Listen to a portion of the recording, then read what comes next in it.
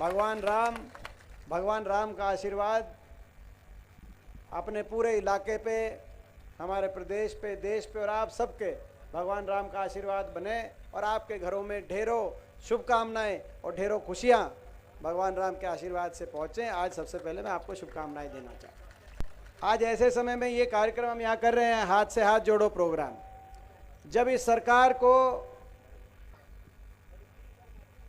4 साल हो गए और आखिरी 1 साल में गाड़ी चली गई, 1 साल से कम में लोकसभा का चुनाव, और इस बार उम्मीद जताई जा रही है कि लोकसभा के साथ ही आपका विधानसभा का चुनाव होगा। अभी अमित शाह आए थे, गृह मंत्री 2 दिन के कार्यक्रम में हरियाणा आए थे, और वो जो आखिरी दिन जाते जाते, पहले दिन तो उनका प्रोग्राम कैंसिल हो गया, गोहाना में रैली करी थी, लोग नहीं पहुंचे, आपको याद है, आपने देखा होगा। लेकिन जब जाने लगे तो जाते जाते कह के गए कि चुनाव साथ हो सकते हैं और तैयारी रखो बीजेपी के कार्यकर्ताओं से उन्होंने बात की। यानी कि उन्होंने इस बात को समझा हरियाणा में आने के बाद कि लोकसभा चुनाव तक तो गाड़ी किसी तरीके से खींच सकती है, लेकिन लोकसभा चुनाव के बाद जब 6 महीने रह जाएंगे तब एमएलए डांटने मुश्किल हो जाएंगे। जो एमएलए, जनता के बहुत से ऐसे एमएलए हैं जो जनता से विश्वासघात करके जिन्होंने समर्थन दिया हुआ है, ऐसे ऐसे एमएलए डांटने मुश्किल हो जाएंगे, और इसलिए एक साथ चुनाव कराओ। तो 1 साल रह गया।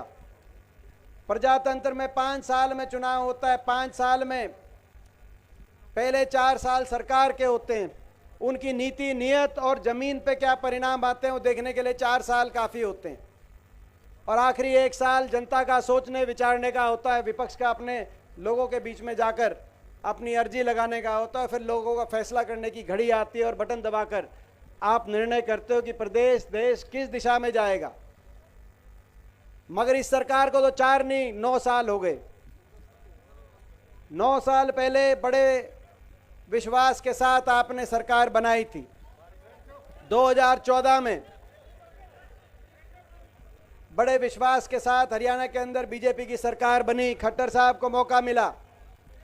इन 9 साल में आज आपने इस सरकार, खट्टर रूपी सरकार, खट्टर साहब की सरकार, बीजेपी की सरकार के 9 साल आपने देख लिया। मैं आपसे पूछना चाहता हूं, 9 साल में इस खट्टर सरकार से छिक लिया, कसर आ रही है?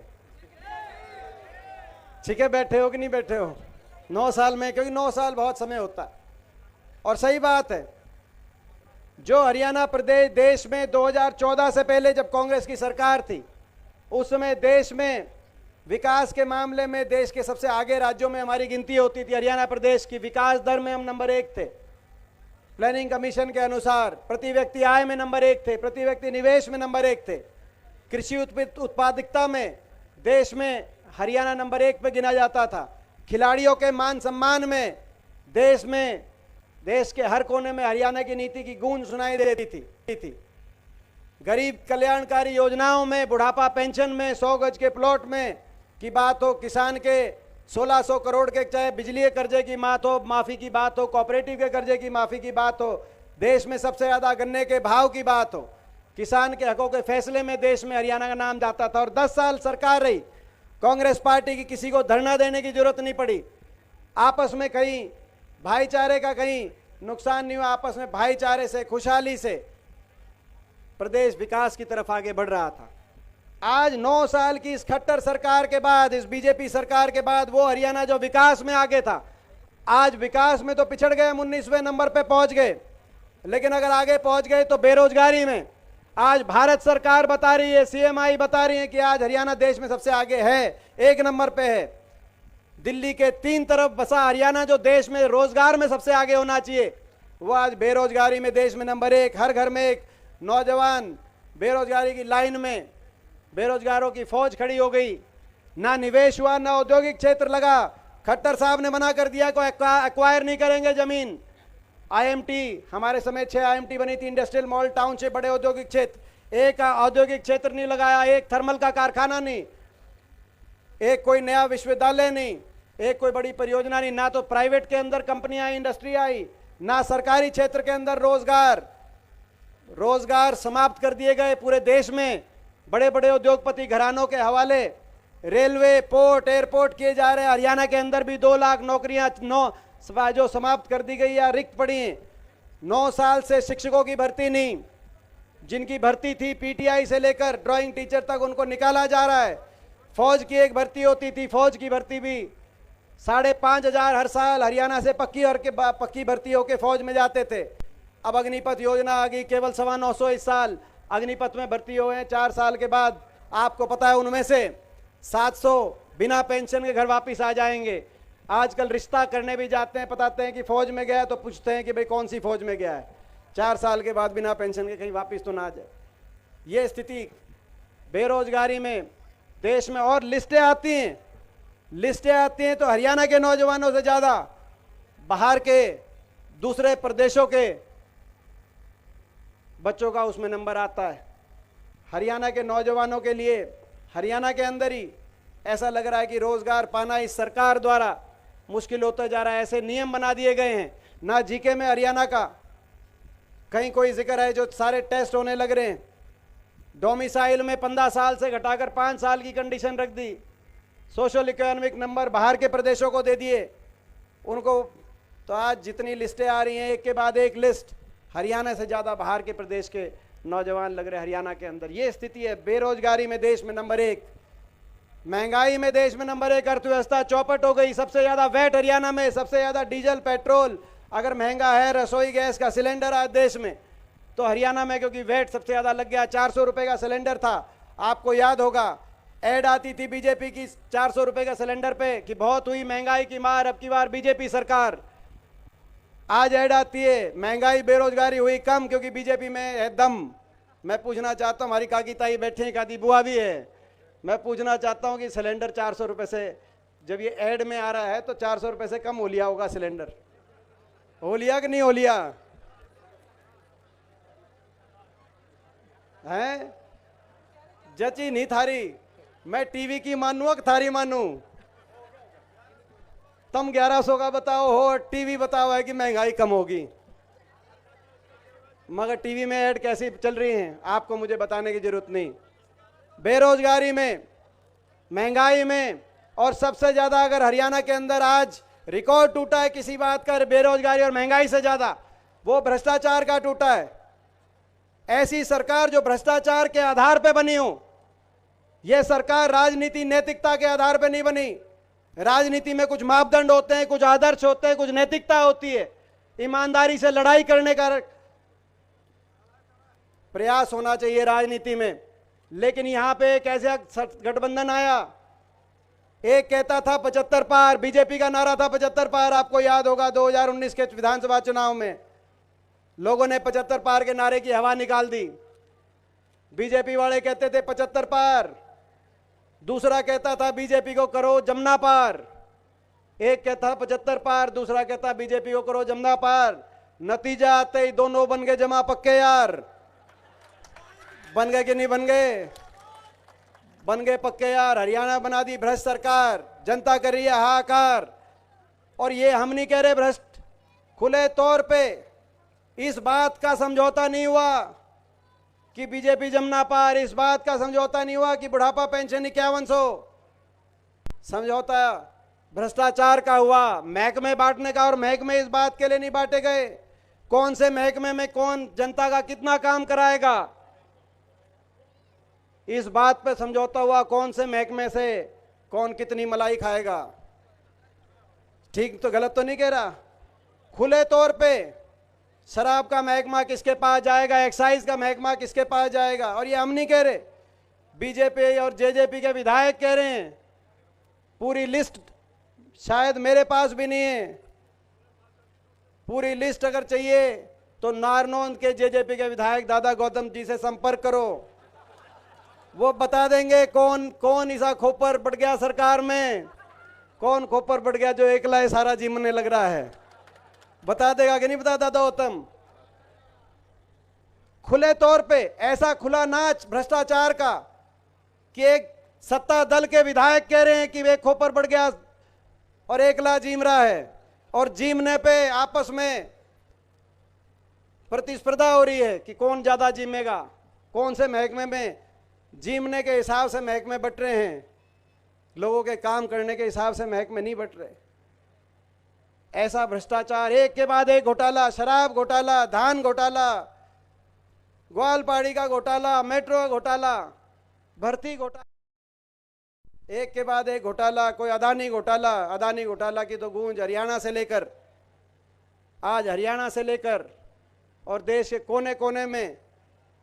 हरियाणा में 25 साल का करार किया था हमारी सरकार ने इस एक औद्योगिकपति समूह के साथ, जिसको लेकर आज प्रश्न चिन्ह उठ रहे हैं। अदानी समूह के साथ 25 साल तक बिजली देनी थी, 2 रुपये 94 पैसे की बिजली देनी बंद कर दी उस सरकार बदलते ही।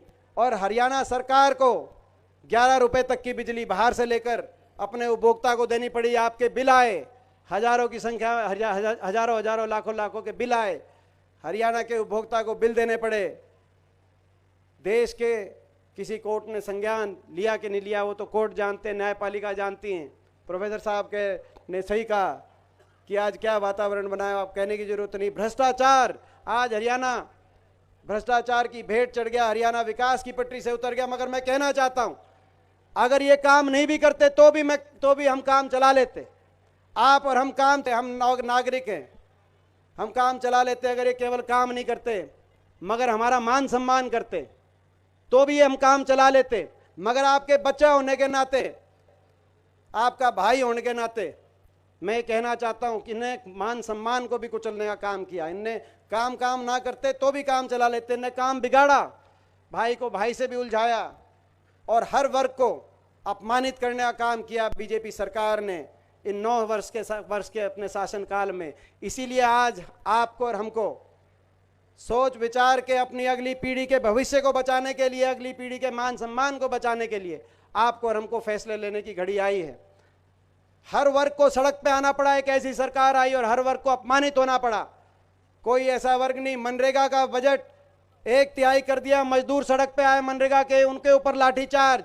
गांव का सफाई कर्मचारी, गांव का चौकीदार अपने मानदेय के लिए सड़क पे आया पंचकुला में, उन पे लाठीचार्ज। कर्मचारी सड़क पे आए ओल्ड पेंशन स्कीम के लिए, उन पे लाठीचार्ज। सरपंच सड़क पे आए, उन पे लाठीचार्ज। महिलाएं, आंगनवाड़ी की बहनें, आशा वर्कर वो सड़क पे आई, उन पे लाठीचार्ज। और किसान 1 साल तक सड़क पर बैठा रहा। 1 साल तक देश के आजाद होने के बाद कोई ऐसा आंदोलन नहीं हुआ, किसी वर्ग ने कोई ऐसा आंदोलन नहीं किया जब कोई वर्ग, इतना बड़ा वर्ग जो देश का पेट भरने का काम करता हो, वो सड़क पे बैठा रहे। 750 शव इन धरनों से वापस आए अपने अपने घर में, लेकिन कोई सुध लेने वाला नहीं था। एक के बाद एक सरकार की तरफ से अपमानित शब्द कहे जा रहे थे। मैं बताना चाहता हूं आपको, मेरा सही कहा, अभी किसी ने कहा कि आपने संसद में वो बात उठाई। मुझे सौभाग्य भी है, लेकिन ये मैं अपना दुर्भाग्य भी मानता हूं। मैं सौभाग्यशाली हूं कि इस देश की सबसे बड़ी पंचायत में आप लोग के आशीर्वाद से मुझे लोगों ने आशीर्वाद दिया और पिछले 19 साल से मुझे देश की सबसे बड़ी पंचायत में हरियाणा से नुमाइंदा बनके पहले लोकसभा में, राज्यसभा में अवसर मिला। मैं मानता हूं मैं शायद मेरी उम्र में देश में किसी और व्यक्ति को मेरी उम्र में 19 साल तक लगातार ये अवसर नहीं मिला। मैं बहुत अपने आप को सौभाग्यशाली मानता हूं। मैं हरियाणवी लोगों का धन्यवाद करता हूं, लेकिन मैं दुर्भाग्य भी मानता हूं अपना। मैं दुर्भाग्य भी मानता हूं कि मैं इस समय ऐसे समय भी सांसद था जब हरियाणा के 15 सांसद हैं। आज देश की सबसे बड़ी पंचायत में 10 लोकसभा के, 5 राज्यसभा के, 14 बीजेपी के। एकमात्र विपक्ष के सांसद के रूप में जब मैं जाता था, किसान आंदोलन चल रहा था, तो मैं देखता था, जब मैं आपकी आवाज उठाता था तो जो मजाक उड़ाया जाता था, जो ताने कसे जाते थे, जो खिल्ली उड़ाई जाती थी। सारे बीजेपी के सांसदों के प्रचंड बहुमत है उनके पास। सारे सांसद मिलके देश की सबसे बड़ी पंचायत में जब आपकी पगड़ी उछालने का काम करते थे, जब आपके लिए आवाज उठाने के लिए हम वहां खड़े होते थे, आत्मा रोती थी। उस देश की पंचायत में, सबसे बड़ी पंचायत में, संसद में परंपरा है हम आपस में बहस करते हैं, लेकिन उसके बाद सेंट्रल हॉल में, कैंटीन में आके एक साथ चाय पीते हैं, खाना खाते हैं। लेकिन वो 1 साल जब हम खड़े होके, मैं बोलता था कि अगर इनकी मांग नहीं मानते, कम से कम इनको इंसान मानो, इस देश का नागरिक मानो। आप कम से कम सहानुभूति के 2 शब्द कह दो, कल भी 2-2 लाशें वापस लौटी हैं, कभी एक दिन किसी दिन 2 लाशें वापस लौटती थी, कभी 3 लाशें वापस लौटती थी इन धरनों से। मगर उठते थे, मजाक उड़ाते थे, देशद्रोही बताते थे, उस किसान को देशद्रोही बताते थे जिसका एक बच्चा स्टीयरिंग, ट्रैक्टर का स्टीयरिंग को पकड़ के अपने खेत जोतकर देश की खाद्य सुरक्षा में अपना योगदान दे रहा है, तो दूसरा बच्चा स्टेन गन पकड़कर चीन और पाकिस्तान के बॉर्डर पर देश को सुरक्षा देने का काम कर रहा है, उसको देशद्रोही बताते थे, मजाक उड़ाते थे। जिस संसद के अंदर लगातार वर्षों वर्ष हम आपस में सारे दलों के सांसद एक साथ बैठकर चाय पानी पीते थे, मैं बताना चाहता हूं आपको नहीं कहूंगा तो और कहां कहूंगा, आपका बच्चा हूं, वहां पर किसी के साथ पानी पीने का जी नहीं करता था। वो एक साल मैं जाता था पंचायत में, उसमें संसद में आपकी बात उठाता था और सीधा वहां से बिना किसी के साथ पानी का एक गिलास भी पिए मैं सीधा धरनों पे वापस आता था और सीधा वहां जाता था, क्योंकि कैसे किसी के साथ आंख मिलाएं। वहां जब मैं देखता था हमारे काका ताऊ बैठे हैं, हमारी काकी ताई बैठी हैं, वो भी इस देश के नागरिक हैं, उन्होंने भी देश के लिए कुछ किया है, उनका भी देश में कोई स्थान है, उनकी भी देश में कोई जगह है, मगर उनके लिए पूरा देश का सत्ता दल इस तरह के शब्दों का प्रयोग करे तो आप समझ सकते हो कि मैं जो कितना अकेलापन उस समय महसूस किया होगा। मैं पूछना चाहता हूं, उचाना के अपने बड़े बुजुर्गों से पूछना चाहता हूं, आप सबसे मातृशक्ति से पूछना चाहता हूं, नौजवानों से पूछना चाहता हूं, अकेलापन तो बहुत महसूस उस समय मैंने किया होगा, मगर ये जो लड़ाई लड़ रहे हैं कि ईमानदारी से लड़ा, हरियाणा को विकास की पटरी पे दोबारा लाने के लिए लड़ाई लड़ रहे हैं, मैं पूछना चाहता हूं इस लड़ाई में अकेला तो नहीं पड़न दोगे भाई? ये लड़ाई ठीक लड़ रहे हैं कि गलत लड़ रहे हैं?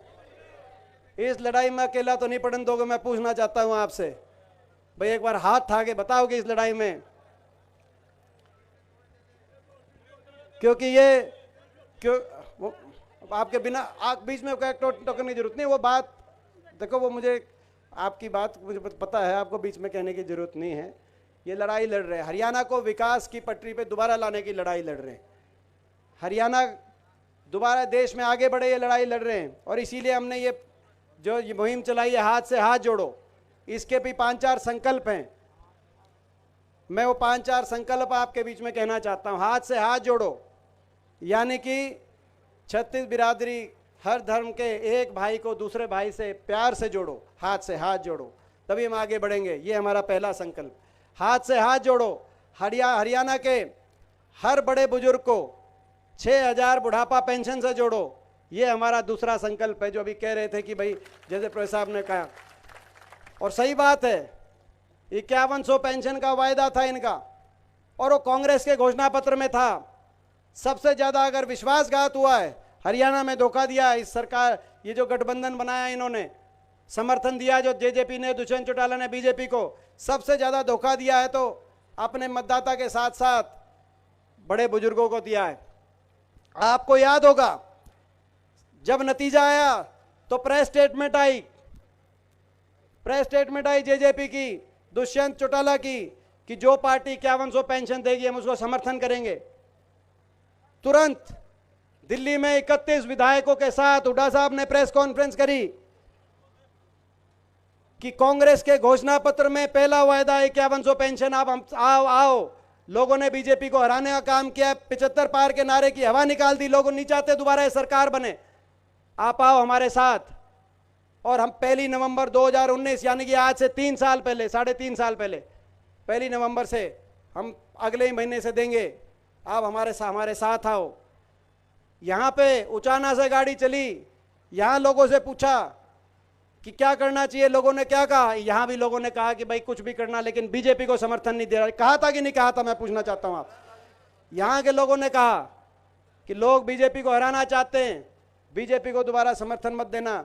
दिल्ली के लिए गाड़ी चली, यहां तक तो जो है, यहां से तो गाड़ी ठीक रास्ते पे चली, रोहतक तक भी ठीक रास्ते पे चल रही थी, लेकिन दिल्ली के अंदर पहुंचकर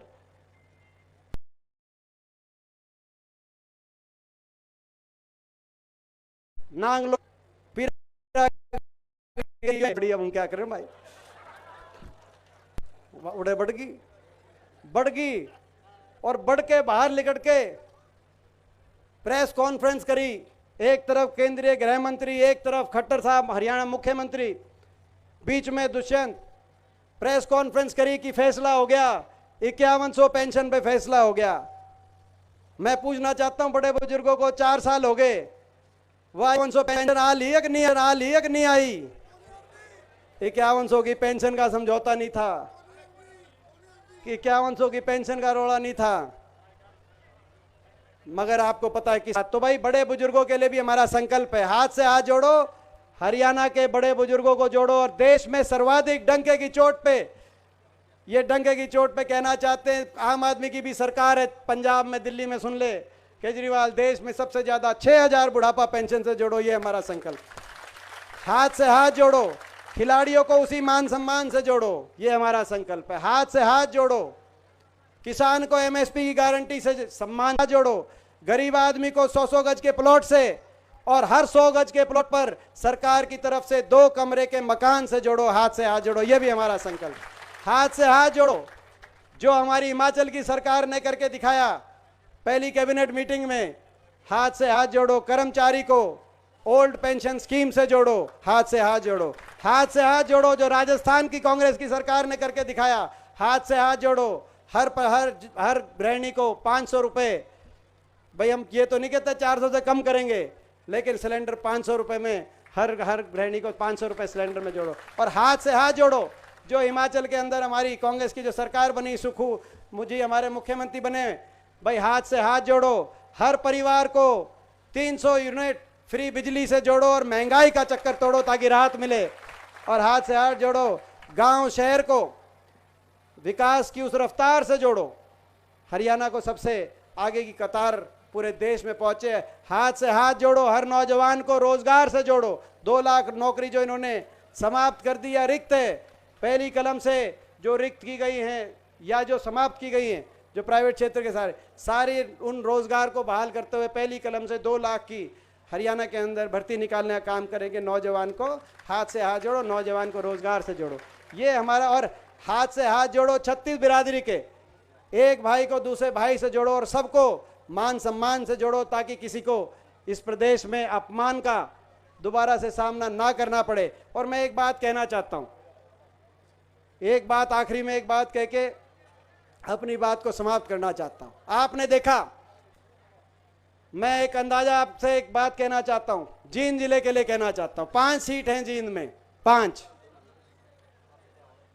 मैं पूछना चाहता हूं, इस बार 5 में से, देखो भाई पूरा हरियाणा देख रहा है, पूरे हरियाणा की नजर जींद पे है, पूरे हरियाणा की नजर जींद पे है। चौधरी छोटू राम कह के गए थे, को पहचान ले, बोलना ले सीख और अपने को पहचान। मैं पूछना चाहता हूं सारे भाई, आज पूरा उचाना यहां बैठा है भाई, अपने पराई की पहचान होगी थारे कि नहीं होगी? नहीं बताओ भाई। जितना अपनापन, मैं पूछना चाहता हूं भाई, जितना अपनापन भाई हुड्डा साहब मानते हैं, जितना अपनापन दीपेंद्र मानता है, तुम भी उतना अपनापन मानोगे कि नहीं मानोगे? नहीं बताओ भाई। ये तोड़ करने की बात, मैं अंदाजा दे रहा हूं एक आपको, आज मैं एक अंदाजा दे रहा हूं, मैं एक काम गिनवाने की बात नहीं, आप सोच सकते हैं कि 2009 में अंदाजा देने की बात है, जींद के अंदर जो विकास कार्य हुए, एक एक बात आपको मैं, अपनी सरकार में आपको सब पता है, चाहे 4 लेन की सड़क हो नरवाना बॉर्डर से लेकर रोहतक तक, चाहे रेल की लाइन हो जींद से गोहाना होते हुए दिल्ली सोनीपत तक, चाहे वो स्टेडियम हो। मगर एक उदाहरण देना चाहता हूं, एक उदाहरण, 2009 में हमारे कोई यहां से विधायक नहीं आए जींद जिले से। हरियाणा के अंदर अलग अलग यूनिवर्सिटी बनी, किसी ने कहीं बनाई, अलग अलग सरकारों ने, इस सरकार ने तो कोई नहीं बनाई, लेकिन अलग अलग सरकारों में यूनिवर्सिटी बनी। पहले जब कांग्रेस की सरकार थी, चाहे भजन लाल थे, तो गुरु जम्बेश्वर यूनिवर्सिटी बनी, हिसार के अंदर उन्होंने बना। जब इन्होंने यूनिवर्सिटी नहीं बनाई, आपने कई बार चौटाला सरकार रही लेकिन यूनिवर्सिटी नहीं बनी, मगर आखिर में जाते जाते कमरे 2 बनाए, लेकिन जाते जाते चौधरी देवीलाल यूनिवर्सिटी की घोषणा करके सिरसा में 2 कमरे बने थे, मगर कोई हमारा विधायक नहीं था, मगर अपनेपन की बात है। जब हुड्डा साहब के हाथ में कलम आई, चौधरी रणवीर सिंह यूनिवर्सिटी बनाने की बात आई, 5 हलकों में से एक विधायक नहीं था, पूरे हरियाणा में सरकार थी, हर जिले से उस सरकार में साझेदारी थी, मगर चौधरी रणवीर सिंह यूनिवर्सिटी बनाने की बात आई तो भाई हुड्डा साहब की कलम से आया, भाई चौधरी रणवीर सिंह यूनिवर्सिटी बनेगी तो जींद के अंदर यूनिवर्सिटी बनेगी। उस समय ये फैसला किया, कोई विधायक नहीं था जिनको आपने साथ दिया, जिनको यहां से भेजा, उन्होंने तो पूरे प्रदेश में नहीं बनाई, मगर कहीं अगर केवल कागजी फैसला भी किया तो जींद के लिए नहीं किया, आप सारे विधायक देते रहे। और जहां अपनापन था वहां ये बताने की आपको जरूरत नहीं आई। तो मैं थोड़े कहे को आप ज़्यादा समझना, थोड़े कहे को आप ज़्यादा समझना, अपने को जो है जो छोटूराम बात कह के गए उस बात को समझना। अगर आप समझ गए, अगर उचाना हल्का समझ गया और जींद जिला समझ गया तो आपको कोई रोकने वाला नहीं। हरियाणा के अंदर अगली सरकार आपकी बनेगी, मैं आपको विश्वास के साथ कहना चाहता हूं। तो आज और आप अंदाजा लगाओ कि अगर उस टाइम तो कोई विधायक नहीं थे, तब ये सारे, अगर यहाँ से 5 के 5 आप यहाँ से अगर 5 के 5 का सहारा आपका लगेगा तो कितना। तो भाई अब मैं आपसे आखिरी पूछना चाहता हूँ, उचाने की तो तुम बता रहे थे, 7 की भी बता रहे थे, अपने पराई की भी बता रहे थे, अब न्यू बताओ जींद की 5 की 5। भाई जींद में 5 की 5, यहाँ से भाई पूरा जोर लगा, केवल हल्के हल्के तक काम नहीं चलेगा। और देखो सबका हक है, अपनी दावेदारी सारे करेंगे, अपनी बात कहेंगे, लेकिन सारी बातों से ऊपर उठ के देखो एक बार, भाई मैं मेरी एक बार बैठ जाओ, एक बार बैठ जाओ। देखो भाई, देखो ऐसा है, देखो भाई कई बातें कई बार लड़ाई लड़नी पड़ती है बड़े सूझबूझ के साथ, समझ के साथ, जोश के साथ। जोश तो मेरे को दिखने लग रहा है, लेकिन जोश के साथ होश में, क्योंकि ये लड़ाई एक बार भाई, ये लड़ाई जो लड़ रहे हैं, ये लड़ाई ऐसी ताकतों के साथ लड़ रहे हैं जो अपनी राजनीतिक फायदे के लिए भाई को भाई उससे उलझाने में पीछे नहीं हटती। ऐसी ताकतों के साथ आज बीजेपी की जो सरकार दिल्ली में बैठी है, चंडीगढ़ में बैठी है, धनबल है, इस सरकार के पास धन बल भी है, सत्ता बल भी है, मीडिया बल भी है। आज लड़ाई लड़ रहे हैं और हरियाणा में अगर माहौल है, मैं कोने कोने में जा रहा हूं, जन भावना का बल आपके साथ है, लोग परिवर्तन चाहते हैं, हरियाणा को विकास तरक्की की रास्ते पे आगे लेके जाना चाहते हैं। तो भाई आज लड़ाई में और हमारे पास सत्य का बल है, नैतिकता का बल है, आपके आशीर्वाद का बल है, मगर समझदारी के साथ लड़ाई लड़नी पड़ेगी। हर बात से ऊपर उठकर केवल यहां उचाने की सोचोगे बात नहीं बनेगी। जींद की 5 सीटों की जिम्मेदारी थारी है, टेलीफोन, रिश्तेदारी, कभी यहां जाओगे वहां जाओगे, चुकरते। तो भाई ये बताओ भाई, ये बात पक्की भाई, ये आपस में इन्होंने करा था गठबंधन, किस बात का किया था? बेईमानी का, भ्रष्टाचार का, बेईमानी का, भ्रष्टाचार का गठबंधन किया था कि नहीं किया था जेजेपी ने और बीजेपी ने? भाई अब आपका और हमारा भी गठबंधन, भाई एक गठबंधन हम भी करते हैं। 5 जींद की जो है ना, जींद की 5 की 5 का आशीर्वाद तुम दे दियो। चंडीगढ़ में